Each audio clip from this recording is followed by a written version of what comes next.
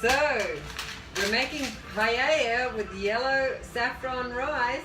Yes, there's lots of ingredients. So we decided to do paella because it is a traditional dish in Spain, and you will definitely experience paella on the Camino. Yeah, probably more than once. And Yes. when we had it, it was delicious. So here we're going with our ingredients, and we're going to get ready and get this paella going. Yeah, so it starts with some flat leaf parsley, Lemons, a red pepper, garlic, onion, sausage of your choice, and paprika. and the most important part of paella is the seafood.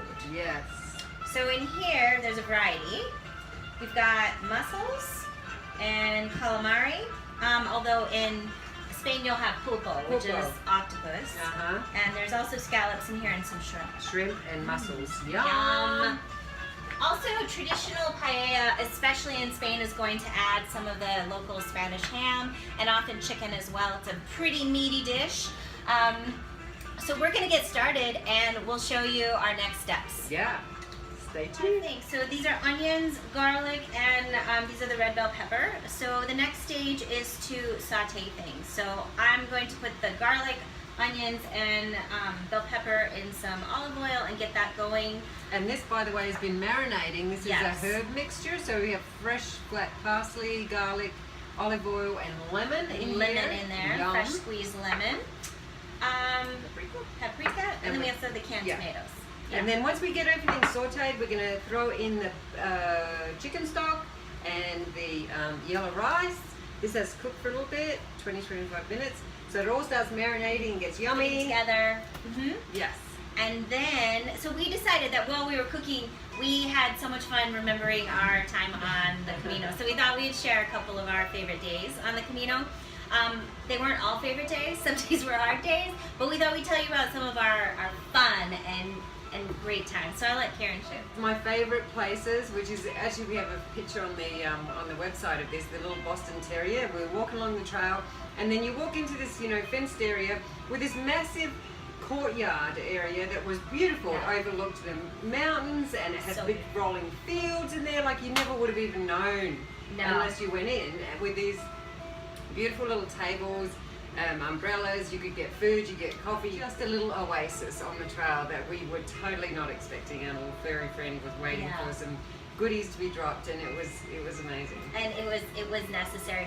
Early for me, my absolute favorite day was the day when I was really struggling physically on the trail. My feet, I was having a hard time with my feet that day, and we wound up in this beautiful grove where the trees all kind of overhung, and for some reason we both got hysterical.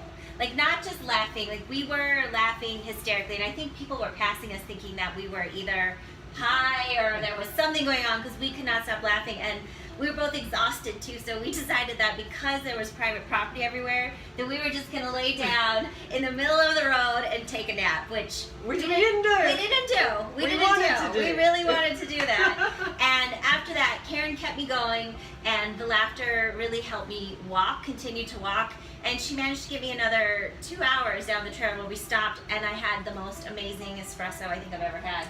That was incredible, and it was only like maybe a teaspoon of coffee. I couldn't believe how tight it was, but so delicious. rejuvenating. Yes, Yeah. yes. So we'll have more of these little stories as we move forward. We just sauteed up the peppers and onions for about 10 minutes until they get that kind of sweaty look to them. And then we're going to add in the garlic, more garlic than the recipe calls for. A teaspoon of sweet paprika. Get it all nice and covered there.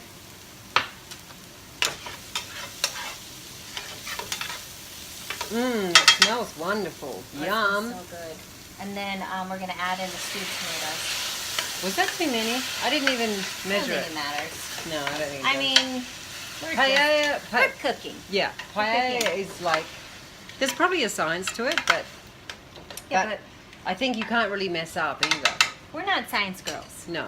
All right, and so we're gonna let this get kind of perfumey, and then we'll let you know about the next step. Yay! Okay, so we're gonna we added the raw rice to the mix that we had in here, and we're gonna add into this the chicken broth. Oh, I've got some on the bottom there. We want to get it all in there. All the flavor. All the flavor. And then we're going to add in our little marinated herby mix into there.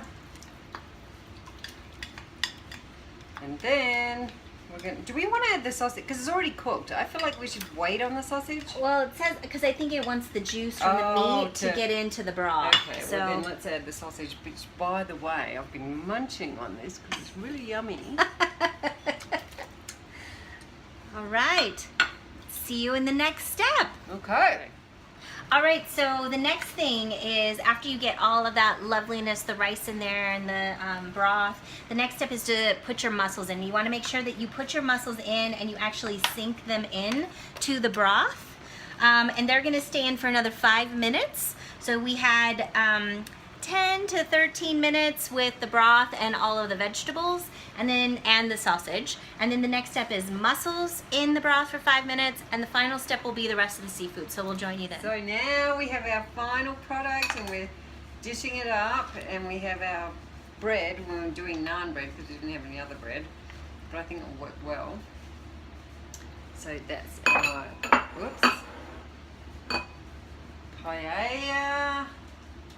It looks so good. It smells amazing. Wonderful. It's reminding me of walking on the Camino. Ah, yum. All right, and so here is our final meal. Cheers. Cheers. We'll see you on the Camino.